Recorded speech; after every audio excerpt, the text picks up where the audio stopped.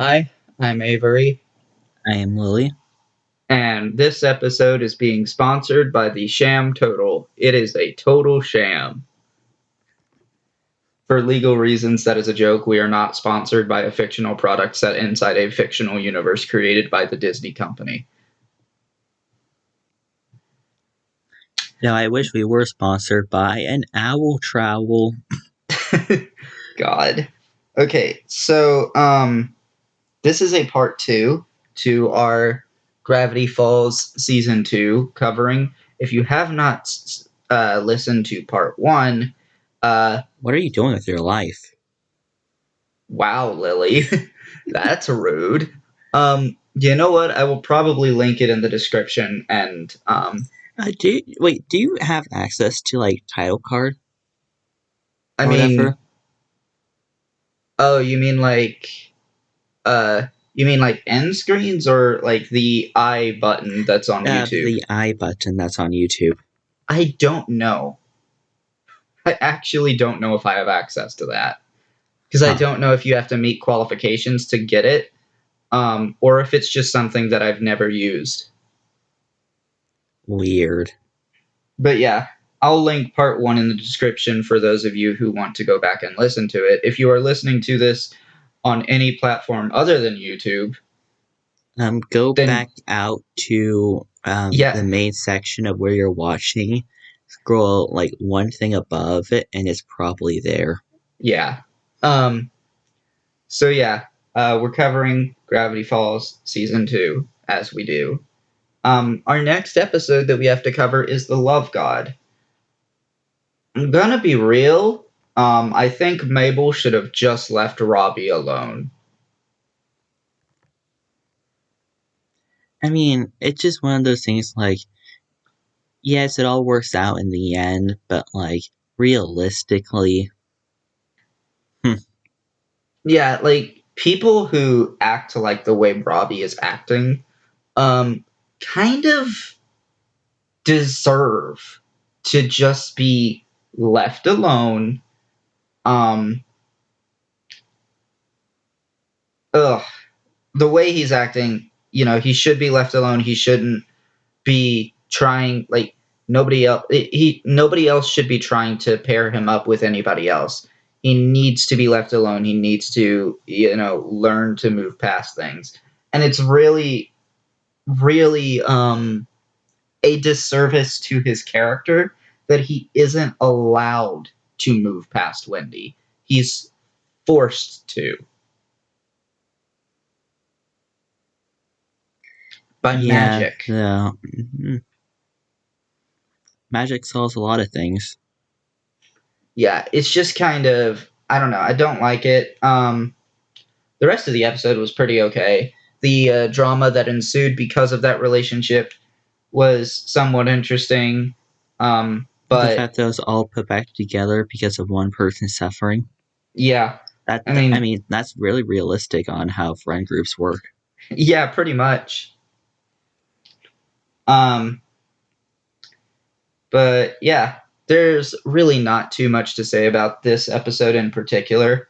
Now, I'm just Um, wondering how there's like an actual god in Gravity Falls.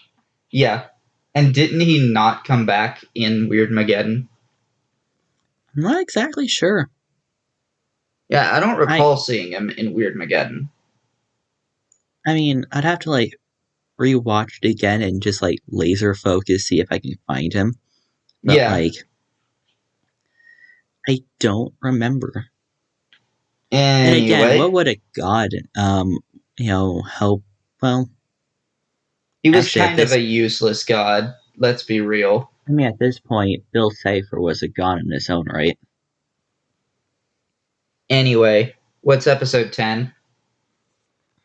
Hmm, Northwest Mansion. I think this might be my favorite episode of the season. Probably my favorite episode of the series. So it's now I need to point out something. We probably pointed out in the first episode, but I forgot. Go Just what's ahead. with Northwest's name? I'm just like, Pacifica Northwest. I'm just like, Yeah. really? Yeah, we made fun of that in episode 1, I think. Probably not in the first part of this episode, but in our first episode on Yeah. Gravity Um, Falls season 1. I think we made fun of it there. Um, and I've already talked about how I feel like Pacifica Northwest is a less interesting version of Weiss from Ruby. Of course, that was the um, first part of, I yeah. think Gravity Falls predates Ruby. Um, I think that's right because Ruby started in 2013. 1 second. But yeah, in this episode, basically there's this curse on the Northwest Manor, and it's based on a broken promise that the Northwest family would hold a party every year, and that all of the common folk of Gravity Falls would be invited to the party. They broke that promise, um, and this guy died because of it, and he swore that 150 years from now, if it was still the same, uh, rich people would die. Anyway, Ruby came out, like you said, 2013. Yeah, Gravity Falls first episode was 2012. yeah, I thought that was right. But Gravity Falls lasted a long time, so who knows? Um, but I mean, we really didn't see much of Weiss's backstory until like Volume 4. So, meh. I mean, either way, my point still stands though that Pacifica Northwest is a less interesting Weiss, and it also less cool. But anyway, we um, get a lot of development from Pacifica this episode. Her relationship with Dipper is developed as well.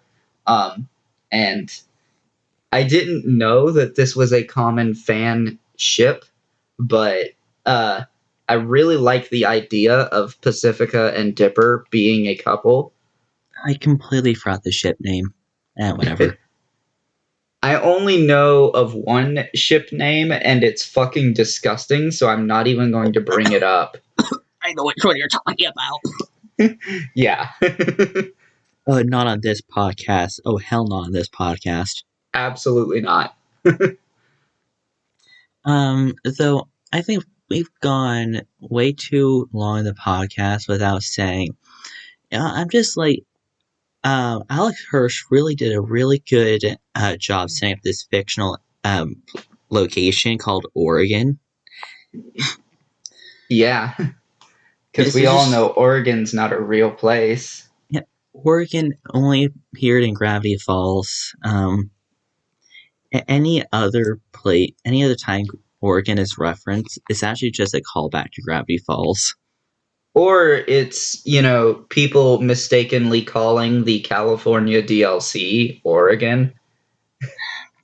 Again, we both know it's Washington DLC. Yeah. Literally, all the politics in Oregon are just like, Washington did that, I see. Let's do that as well.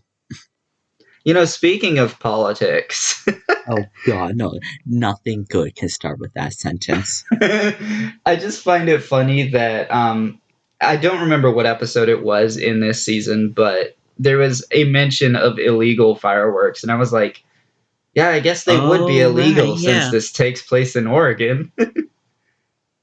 Actually, I was going to make mention of that because a lot of people wouldn't think twice on it, but because it's Oregon, those would definitely be illegal. Yeah. Oh, and also the way that the police officers handled it. Yeah, this is Oregon.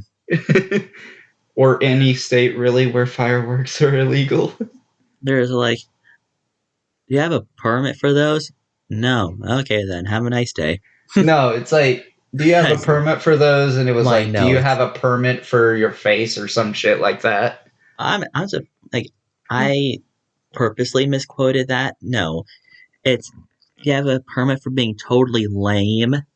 That was it. But Anyway, yeah, that was not what he seems. But we are on. Google wants to say that this is episode. Well, I want to point it up again. Episode 9. but Anyway, aren't we on episode 10? yeah, no, that actually has a name for this one. Okay, yeah, but I really like this episode. And I don't know, I kind of find the ship between Pacifica and Dipper kind of cute. I mean, it's more interesting than the idea of Dipper and Wendy because it's Yeah. actually somewhat plausible. Oh, yeah. And before we move on to the next episode, amidst all the jokes, I think I forgot to mention I am from Oregon. Yeah, Lily is from Oregon, in case anybody didn't know, and I constantly tease her because about Oregon not existing because early What? on in our friendship, I mistakenly thought she was from Washington. And for a long time after that, you wouldn't let go that I was actually living in Washington. Yeah. And I just kept saying Oregon does not exist. Anyway, oh, we got the big episode right here. Ooh, this is a juicy episode. Episode 11? Not what he seems. Okay. What is this? Is this the one where the portal finally opens? Yep. This I is a believe this is also the big episode episode. where those 3 items go into the portal that Mm-hmm. connects Gravity Falls to Rick and Morty. Yeah, I believe so. Yeah. And then, while the portal gets primed up and ready, the federal agents are breathing down Stan's neck. Yeah. And there's a whole mess where Dipper and Mabel essentially break free to try to clear Stan's name. Fails. Yeah, it Well, fails drastically I mean, because they break free. We should mention they break free without any trouble. yeah, it's honestly like super easy, barely an inconvenience. Now, here's the real thing: is it a rock that looks like a face, or a face that looks like a rock? Yes. I think it's a metaphor. Mabel uses No. Mabel uses the grappling hook, and Yeah, the grappling hook actually comes back a lot in this season, and I'm glad because it was only brought back once in season 1. let's just say they found a lot more than they cared to bargain for. Yeah, they somehow stumbled across the bunker, or not really a bunker, but they somehow stumbled across the room that had the portal in it. And I don't think they were. Wait, yeah, they No, were no, exploring the house. yeah, they were. What happened was they went to go see Stan's room or to look at the videotapes to clear Stan's name. Yeah. And And eventually they would find a piece of paper with the passcode to the vending machine on it, which just like, why would you even have a piece of paper that says that on it? well, what if he starts getting Alzheimer's? Well, actually, that paper probably like wasn't made by him. It was probably made. Nope, definitely was made by him. I completely forgot.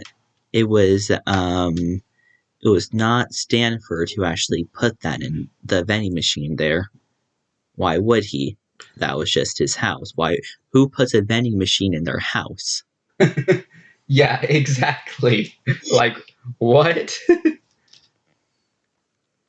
Still, I just wouldn't think Stan was that smart to like have a secret passcode in the vending machine all by himself.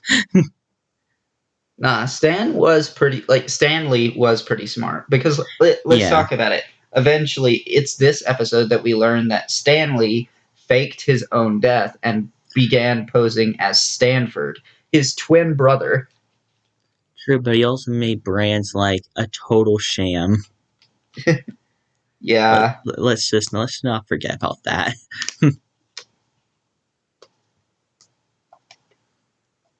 I'll love that forever. But yeah, a lot happens this episode. Essentially, um, I believe it's also still in this episode Hmm. that that we see Stanford getting mad. I'm just gonna start calling them Ford and Stan because that's what they would Yeah. do for the rest of the season. Oh Um, no, you do not see Ford getting mad in this episode okay, so because it ended with Stan saying he's my brother. it ended with uh, "It's my brother," and then someone's like, it sounds like someone should be fainting at this moment. Who's like, "I'm on it," and faints, and it ends on looking at Ford. Yeah, I thought it was kind of fun. I thought And that then whole the thing of credit scene was them two swinging together. I thought it was funny that Seuss just like fainted. He was like on the spot. I am so on it. Faints. Seuss is like the best comic relief character. And then we have the next character, the next episode, which starts at the same time. My Yeah. brother, 5 seconds later, like freaking punches him. Like, oh, what the fuck, man? Yeah, Ford kind of would proceed to be a dick for a while towards Stan and never thank him for what he did because he was just mad because it gave Bill Cipher more power. But he never bothered to explain it to him. I don't even think Stan knew much about Bill Cipher for a good chunk of the series. Um, No, but he didn't like the money that from the unicorn episode. I don't know why that popped in my head, but I love that scene nonetheless. but yeah, so what else happened this episode? Well, you get the entire history, and obviously, Oh, is it Ford just has explaining their history? a lot more to be angry about than just letting Bill Cipher into this realm. I mean, yeah, but a lot of it is like ancient stuff. That's Yeah, true, though. I a mean, lot they're of the stuff brothers. Let's be honest. a lot of the stuff he's mad about, like happened like 50 fucking years ago. I mean, let's be honest here. I don't think he actually was able to keep the time, swap, going through dimensions. I mean, he looks like almost exactly the same as Stanley here. No, I mean, So, like, he couldn't tell how much time was passing. But do you think there's just clocks in every dimension? I mean, considering he gives a specific time of like what you did, I can't remember if it was 30 years, 50 years, or whatever. He says a specific length of time, like he actually knows how much time he's been gone. Hmm. So, Anyway, and I remember, I don't know if this was actually in the show or I actually heard this from like a background, but basically, inside the portal, I believe, um, he was trying to take the shot at Bill Cipher, trying to kill him, until Stan actually opened the portal. And then he had to rush to the portal quickly before Bill Cipher could get a chance to escape. all right. I forget if that was actually in the series or it was an extra I watched. That was definitely an extra because I didn't see that Okay. at all when I was watching. Um, and there's another extra, but I completely forgot. And I'll probably just remember it later. Yeah. Oh, I So I remember. will say I find the backstory of Stan and Ford pretty interesting. Oh yeah. Um, it's really um, it's kind of cool to see a character who has like a birth defect um, being so prominently portrayed and showing how he's dealt with the bullying that he's had all these years. So yeah, Yeah. it was very intriguing, and it's nice to see like Dipper finally getting, what he's been looking for. The author of the journals. That was a great payoff too. Oh, did we forget about the United States government? Whoops. What about them? The fact that at this moment they're still chasing Oh yeah, what did they end up doing to get rid of them? I can't remember. Oh, you forgot? Well, I Yeah, guess that Ray worked on you as well. They used the forgetting machine that the that Society of the Blind Eye. They convert it to a frequency, so anyone who heard it would get their memory erased. yeah, and then oh okay, yeah, I do remember. And then they Stanford would show up and uh Demand for all their floppy disks. yeah, that was kind of funny. I want your floppy disks. No, my favorite part was just all of our information on this is contained on this one drive. What are you waiting for? A kiss on the cheek? Get out of here. Yeah, it was great. So what's our next episode? Here we have a giant. Um, so I want to lead on to this episode. You know how, God, I hate mentioning this show, but I feel like it's worth it. Teen Titans Go. You know how Oh they God. basically like make references to what's happening outside the world that they live in. Break the fourth wall, or whatever. Yeah. Gravity Falls did that in this episode. Dungeons, How's dungeons, and more dungeons. uh this one had the infinity sided die in it, Yeah, didn't it?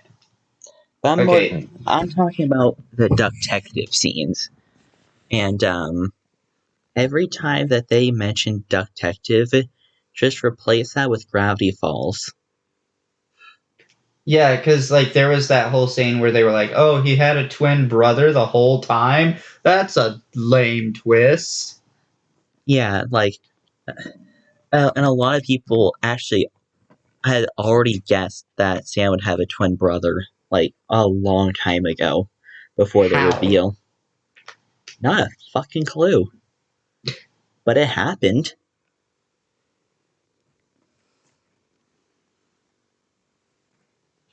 That just Like, seems like something I can't imagine you would see coming.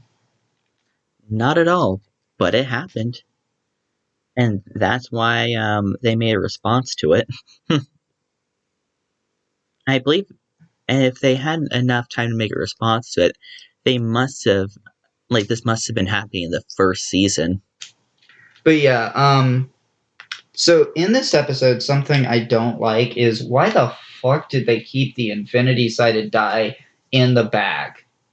Like they're gonna do this again later in another episode where they keep something dangerous where like where something can happen to it to make things even worse.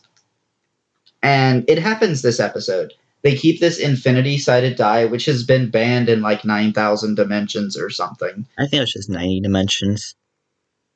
Um, it's been banned because of like all the infinite outcomes. Like you It'd could be roll funny if it they and just rolled an 8. like you could roll it and the entire universe could turn into an egg. Apparently, um,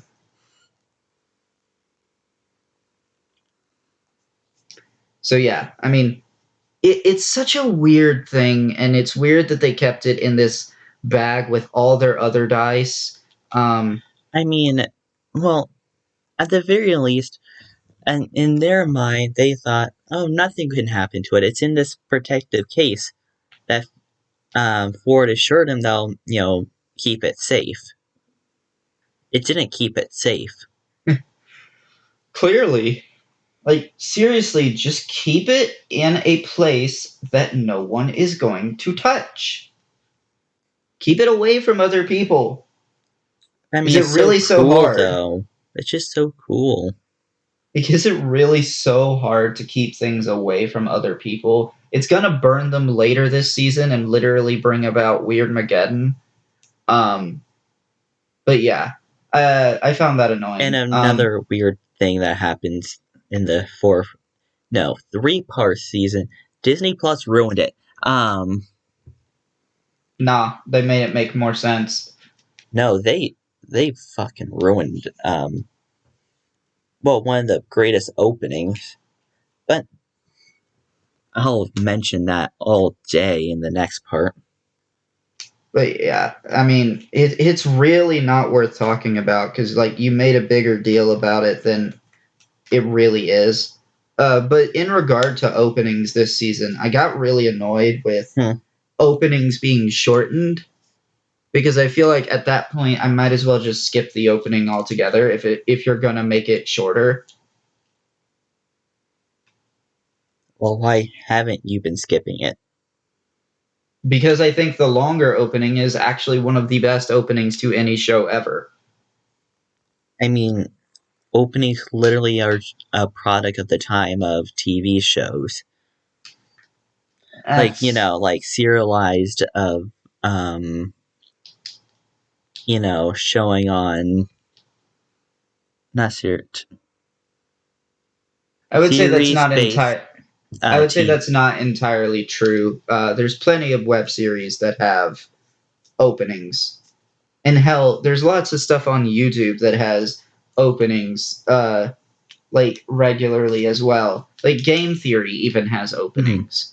Film Theory, those were just the two that popped into my head immediately. Weird that they're both owned by the same person, but okay. Yeah. No, it's not weird because those were just, automatic association. But You yeah, hate like Matt Pat. I do hate Matt Pat. You're right. No, that's what makes it weird. Why is your first thought Matt Pat? Because the Game Theory intro is just so iconic. Even though they've changed it like 3 times. No, what the fuck? Yeah, Google wants me to think that this is actually episode 14. That was its name. I'm trying. Oh, Grunkle Sand runs from air. Oh, this episode. I didn't like it. It was They okay. they just kind of brought back Gideon just to set up a whole, just to kind of set up an alliance between Gideon and Bill Cipher. The rest of the episode just felt like, oh, Dipper and Mabel want to control Stan. Stan, of course, gets mad about it, predictable, when he finds out, and then they make up at the end. It was such a predictable plot line that didn't really do it for me. I don't know. I didn't care about that. I liked it. I liked it. It's first watching, especially the weirdness with Gideon. And nothing ever really came of them controlling Seuss. That was weird. Well, probably because also Seuss doesn't even have a hat. But wait, does he? Wait, am I going crazy? Yes, he does. Or oh yeah, shit. What the fuck? You forgot about Seuss's hat. That's kind of hilarious. Um. Okay, I'm sending you this after. No, no, I don't even want to curse your eyes with. Let's just say I looked up Seuss on Google Images and did not like what I saw. Oh God. Okay. So yeah, I didn't like this episode. That's just my take on it. Hmm. What was the episode number for that one? 14. Okay, so we've got three more to cover this episode in this part. No, because the episode is named episode 14 according to Google. Ah, Google, you're so useless. Anyway, unicorns. Uh, this episode is something. Mabel tries to prove herself to a unicorn that is just scamming her. Yeah, pretty much. Also, Dipper learns the true backstory behind Stanford. Yeah, about how he used to be friends with Bill Cipher. I want to say because okay, I think this is the last time we really see Grenda taking like a major role in the story. So I do just want to say this. I mentioned in the first episode we did on Gravity Falls that I thought it would have been really cool if Grenda had been trans. I do not remember that. Yeah. I spent most of season 2, pretty much anytime she was on screen, imagining that she had been a trans character, and it just made the friendships that much more wholesome. Because it would basically be the other characters supporting her and everything, and her finding a boyfriend at the Pacifica Northwest party. In the I still hate that name. Sorry. I think it's a funny name, but hey, whatever. I ironically hate it, you know? Yeah. But yeah, I just think it would have been cool. It's fine that she's not. I mean, but then again, this is like 2012, or whenever they made season 2. Disney wasn't going to allow LGBT characters back then. Oh, crap! We didn't even mention that. Shame on us. We did mention that in season 1. But we literally covered the episode that the Love God episode, and we still didn't even mention that. Oh. Well, I didn't know that it was going to be in the Love God episode, to be fair. Yeah, it was a Love God episode. It was because the Love God was supposed to, turn a same-sex couple. In fact, there was supposed to be more symbols on his chain that he wears. The necklace. Right. I don't know. It's been me way too long trying to think of the word necklace. Lily bad with words, confirmed. You already knew this, but there are supposed to be different symbols on his necklace. And he was supposed to be like, you see this other person, the same sex? Go get it. Yeah. But anyway, I just think it would have been cool, and it's unfortunate that it didn't happen. At least in my opinion. I know it's not something. Yet I strongly think that Alex Hirsch wasn't even considering her being trans. It just would have been really cool representation, especially since trans characters in really any media have almost never been portrayed well. But yeah, this episode, back to this episode that we're covering. I love the Zelda reference. When I believe it's Wendy or Grenda, I can't remember which, that slaps a fairy, and the fairy goes, "Hey, look, listen." Actually, I remember listening to that, when watching episode. I remember, this sounds familiar. Wait. Yeah. And it took, when you mentioned it, I was like, oh, that's where it's from. Yeah, I remember. Lily has not played Ocarina of Time, confirmed. Another thing you already knew about me. Jesus. But anyway, yeah, this episode's kind of weird. They eventually get the unicorn hair by beating the fuck out of the unicorn. Money. um, it was kind of funny, because it's not what I expected. But What's yeah, that time again? Oh, it's the time where Lily goes on a straight rant. I think it is. One thing I cannot stand is just like the forced, cringy romance. What did this episode give us? Forced, cringy romance by Dipper.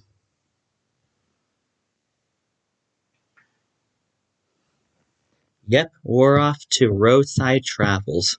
okay. I'm gonna be honest. The flirting that he does with the random girls is forced and cringy, but I think the dynamic between Dipper and Candy, I don't think that was forced or cringy at all. I just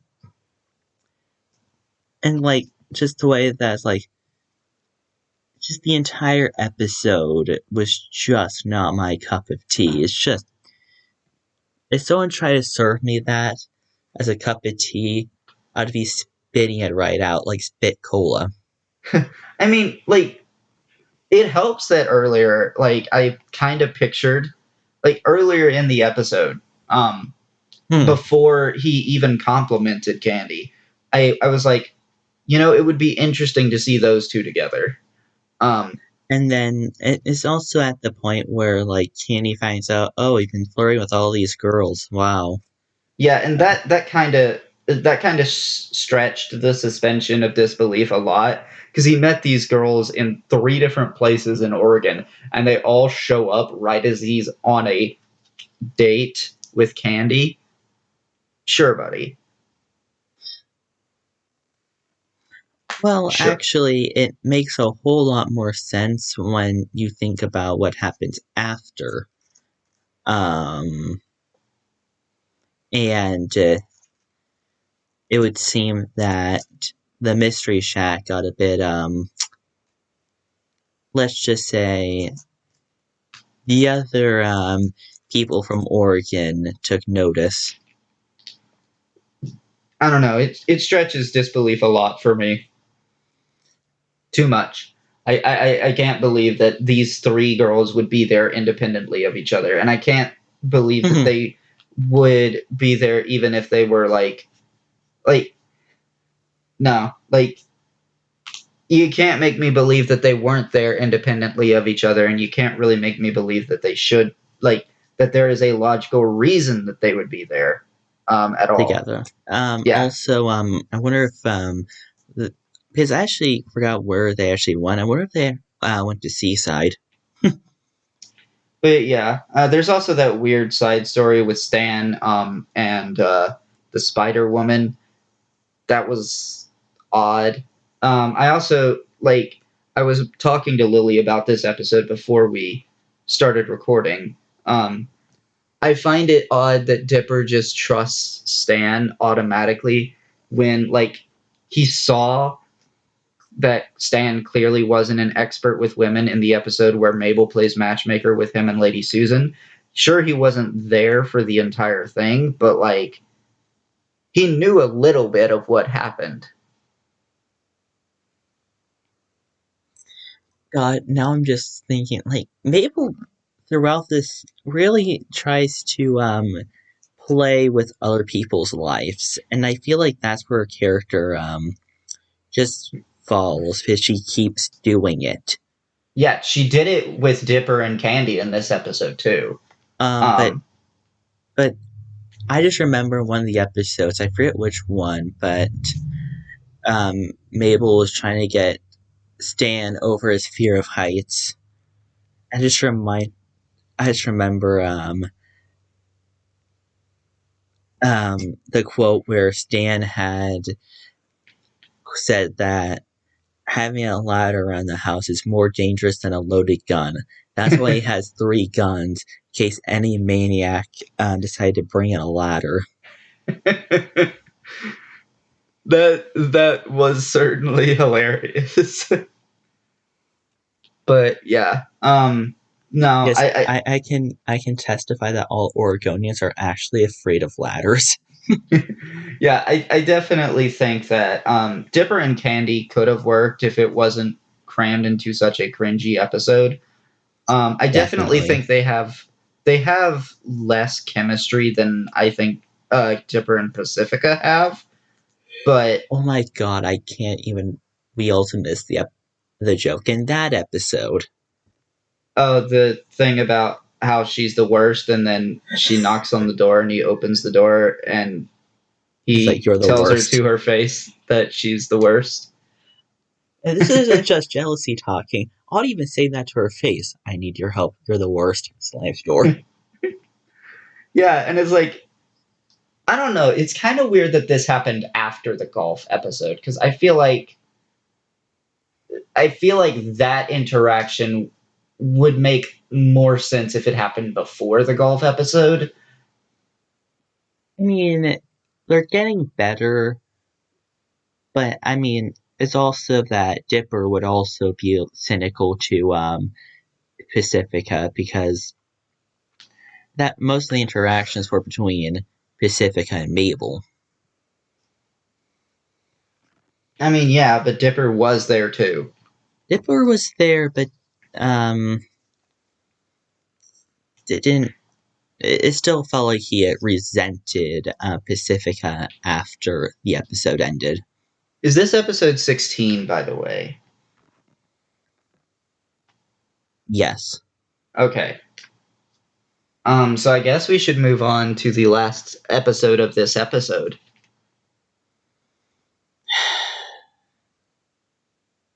Okay. I can't remember what that Dipper and is. Mabel versus the future. Oh, okay. So they're trying to plan for their 13th birthday party, but then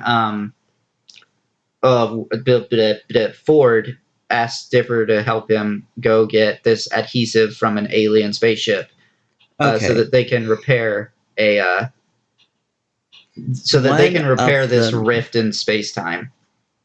There's just one big thing that I just do not get in this episode.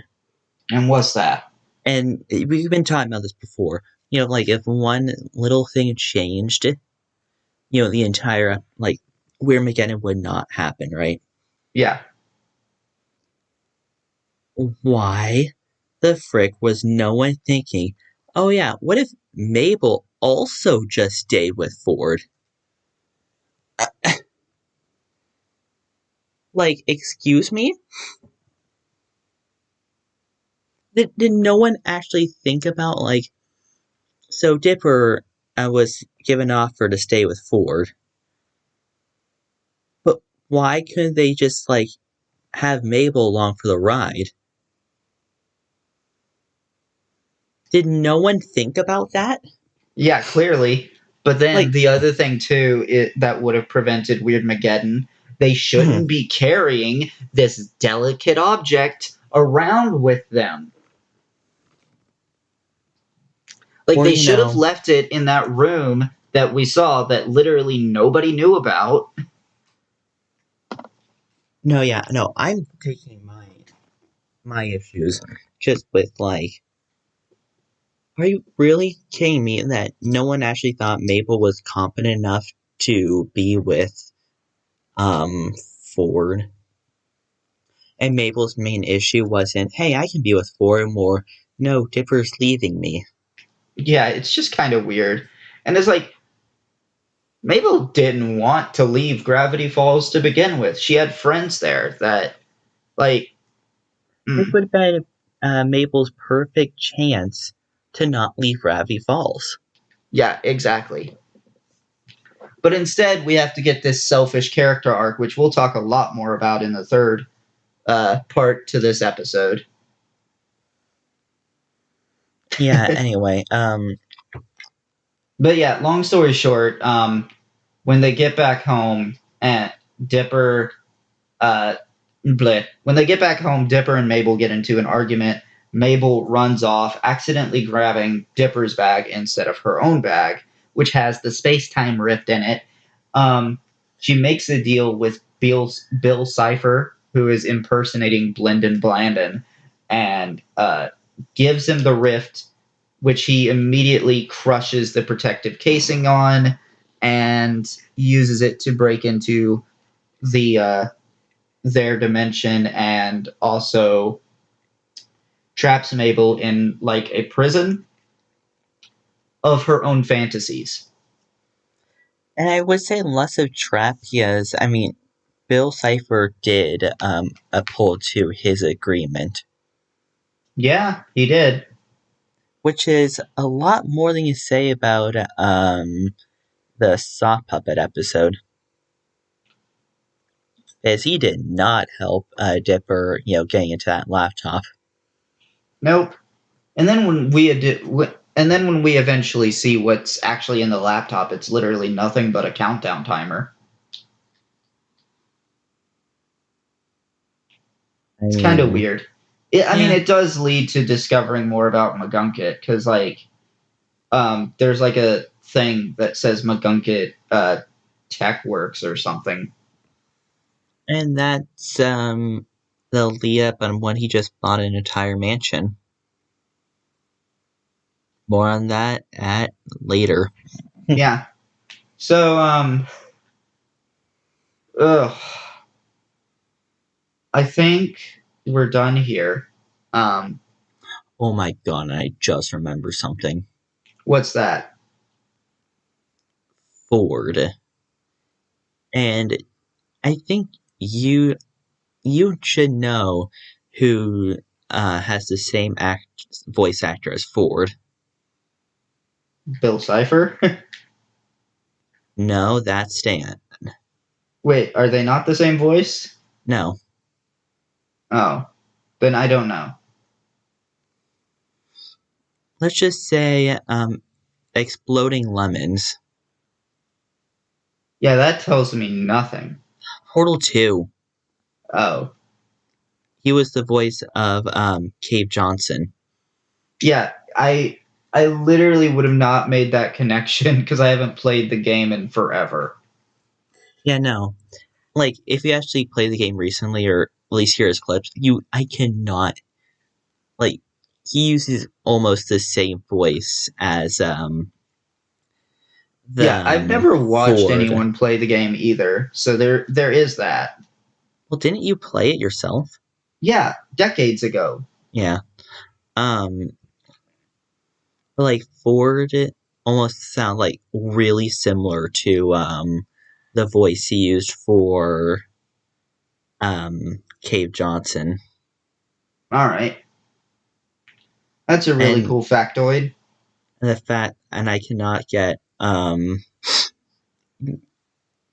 like just any thought of Stanford screaming about um science being unsafe. Can't wait for this for the stands to become like to officially be confirmed as triplets, and for the third one to be Stantler. Stantler, goddammit.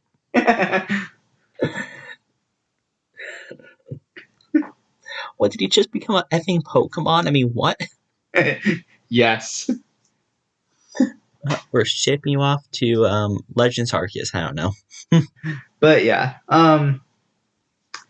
Yeah. So tomorrow we are going to be covering Weird Mageddon, the Oh, four-part tomorrow I can finale. go back to sleep now. With the four-part finale. And I'm going to call it a four-part finale, even though the way they aired it was weird. No, the way that they're Be- covering it now is weird. no, because see, the four parts flow more well into each other than if you took episode 18 and They grouped literally it in with made. the rest of season 2. They literally had to make a welcome back on this episode, which was not in the original airing because it was back to back. Because it was a special movie. They Yeah, wanted it to be extra special. cutting the next episode out of Weird Mageddon just feels weird to me. That's how I see it. Because it is so intertwined with all the rest of the events of Weird Mageddon, and it is much less able to stand with the rest of season 2. Having it like as a hour long episode instead of 2 episodes, Okay, or you're just talking. I'm talking about like pairing this episode with the other three. hmm, Like these 4 episodes work well as a unit. They don't. It it doesn't make sense to cut 1 or 2 of them out. At least the way I see they it. didn't cut any of them out. They just the last 2 episodes were a single episode. Yeah, I'm not saying. God, I can't get your point because you're saying cutting out, but nothing was cut out. I'm saying it doesn't make sense to say that these 2 episodes aren't part of Weird Mageddon because they literally take place during Weird Mageddon. Like the last 4 episodes are one story arc. Yeah. That's my point. To act like I they aren't literally it to act like they aren't is weird to me. I literally cannot follow what you mean. Like we're making it part 1, 2, and 3. Like that's how it was framed. Yeah, and that makes no sense to me because the next episode that we're going to come up on, Mm-hmm. Was supposed to be Weird Mageddon Part 1. Why did they name it that way is beyond me. In Disney Plus. so what your issue is just that they split the last episode into 2 episodes. Oh yeah, that's basically it. They've always done stuff like that. No, my issue is because they had a completely different opening in the last episode, and when they split it apart, they used their Rush intro instead. I mean, okay, the music is the same across all 4 of Hmm. these episodes. Um, Okay, I'll actually tell you about this in the next episode. I mean, because I Because literally just watched it. It's the same music. I mm, mean, if they have different like animations for the intros, that's a whole nother thing. no, But what's it is different the same is music. that yeah, same music. What's different if you compared episode 18, sorry, episode 18 to episode 20, you would actually see that episode 18 had like the ball character in the intro and hand guy. Episode 20 had the weird music but replaced all of the characters back with their original. All right, So I but yeah, think it just made like a cooler intro for is it also introduced the characters and the weirdness of Bill Cipher. yeah. But anyway, we got to cut this off because we're talking too much about Weird Mageddon, and that's supposed to be in our next episode. A little slice of for you for next time. But yeah, and until tomorrow, I've been Avery, and that's been Lily. We will see you next time. Bye.